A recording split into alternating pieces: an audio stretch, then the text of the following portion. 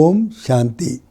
சிந்தனை செய் மனமே என்ற இந்த நிகழ்வில் இன்று நாம் சேமிப்பு கணக்கை அதிகரிக்க வேண்டும், வீணான கணக்கு வழக்குகளை நாம் முடிவடைய செய்ய வேண்டும்.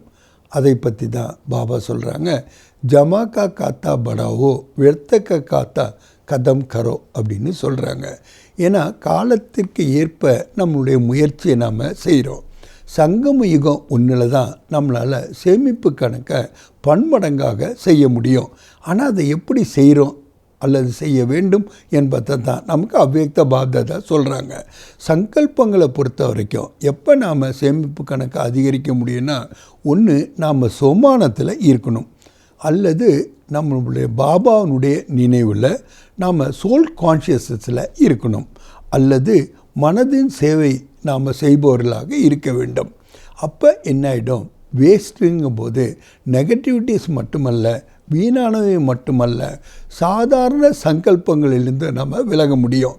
ஏன்னா நம்ம சர்வோத்த பிராமணகுல பூஷணங்களாக இருக்கும்போது நம்முடைய சங்கல்பங்கள் சாதாரணமாக கூட இருக்க முடியாது. விசேஷத்துலேயும் விசேஷமாகத்தான் இருக்கணும்.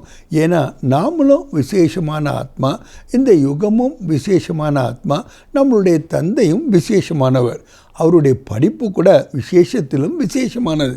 அதனால தான் நம்மளுடைய சங்கல்பங்கள் எப்போ சுப பாவனை சுப காமனா நிறைந்ததாக இருக்கின்றதோ, கல்யாண பாவனா இருக்கின்றதோ, சிரேஷ்டத்திலும் சிரேஷ்டமாக இருக்கின்றதோ, அப்போ தான் சேமிப்பு கணக்கினுடைய அனுபவத்தை பெறுகின்றோம். சேமித்தாலே மகிழ்ச்சி தானே வருகின்றது. சேமிக்கிறது எதுக்காக? பின்னாடி நம்ம செலவு பண்ணுறதுக்காக. ஆக 21 ஜென்மங்களுக்கு நம்ம ராஜ்ய பாக்கியத்தை அடைவதற்கும் சரி, அதுக்கப்புறம் பூஜ்ய பதவியை நாம் அடைவதற்கும் சரி, இந்த சேமிப்பு கணக்கு ரொம்ப அவசியமாக இருக்கின்றது. மேலும் நேரம், அதை நாம் எப்படி சேமிக்கின்றோம்? நேரத்தை சேமிக்க முடியாது அப்படின்னு சொல்லுவாங்க. ஆனால் எப்போ நாம் அக்யூரேட்டாக இருக்கிறோமோ, அலர்ட்டாக இருக்கிறோமோ, எவர் ரெடியாக இருக்கோமோ, அப்போ நம்மளால் சேமிக்க முடிகின்றது. அதாவது 1 மணி நேரத்தில் செய்ய வேண்டிய ஒரு காரியத்தை நம்ம 3/4 மணி நேரத்தில் செஞ்சோன்னா 15 நிமிஷத்தை நம்ம சேமிச்சிடறோம். அந்த சேமிப்பை வேறு இடத்துல நம்ம பயன்படுத்தும் போது அதனுடைய பலன்களை நம்ம நிறைய அடைய முடியுது. எப்போ நாம் நம்மளுடைய நடைமுறை வாழ்க்கையில் எந்த ஒரு டிஸ்டர்பன்ஸும் இல்லாமல், அதாவது டைவர்ஷனும் இல்லாமல் நாம் இருந்தாலே, ஒருமுகப்படுதலோட ஏகாந்த வாசிகளாக இருக்கும்போது நம்ம நேரத்தை நிறைய சேமிக்க முடிகின்றது. சங்கம யுகத்தில் ஒவ்வொரு நிமிடங்களும் கூட பல ஆண்டுகளுக்கு சமம் என்று பாபா கூறுகின்றார். அதனால தான் நாம் இந்த நேரத்தை வீண் செய்ய முடியாது. இப்போ சங்கல்பத்தை நாம் வீணடிக்கிறோன்னா அந்த சங்கல்பம் கூட நேரத்தோடு இணைந்தது தானே. எவ்வளவு நேரம் நாம் அந்த சங்கல்பத்தை வீணடிக்கிறோம் அப்படிங்கிறது நாம் பார்க்கின்றோம். அதனால தான் நேரத்தினுடைய சேமிப்பின் மீது கவனம் நாம் கொடுக்க வேண்டியதாக இருக்கின்றது. சரி, அடுத்து ஞானத்தை எடுத்துக்கொள்வோம். ஞானத்தை நாம் எப்போ சிந்தனை செய்கின்றோம், மனனம் செய்கின்றோம், அல்லது எப்பொழுது நம்ம தானம் செய்கின்றோம். 3வது, எப்போ நாம் நமக்காக அதை யூஸ் பண்ணுறோம், அதை பொறுத்து தான் சேமிப்பு கணக்கு என்பது ஏற்படுகின்றது.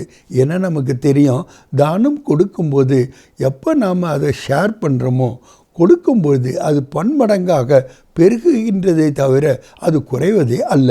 உலகத்தில் எந்த ஒரு செல்வத்தையும் நாம் கொடுத்தோன்னா கொடுக்க கொடுக்க குறையும். ஆனால் பாபா நமக்கு கொடுத்திருக்கக்கூடிய அத்தனை செல்வங்களும் கூட கொடுக்கும்போது பன்மடங்காகத்தான் பெருங்குகின்றது. அதே மாதிரி குணங்களை பொறுத்த வரைக்கும் முக்கியமான 3 குணங்களை பாபா சொல்கின்றார். முதல்ல தூய்மை, 2வது உள்நோக்கு முகம், 3வது திருப்தி.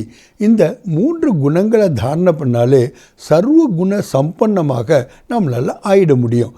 ஆக எண்ணம், சொல், செயல், அதில் நம்ம ஆன்மீக தன்மையை அனுபவம் செய்யணுன்னாலும் சரி, விருத்தி, திருஷ்டி, சுமிருத்தி, இதுலேயும் நம்ம ஆன்மீகத்தன்மை, ரூஹானியத்தை நாம் அனுபவம் பண்ணுறது தான் சேமிப்பு கணக்கின் ஆதாரமாக இருப்பது நாம் இந்த வாழ்க்கையில் கண்கூடாக பார்க்கின்றோம். நல்லது. ஓம் சாந்தி.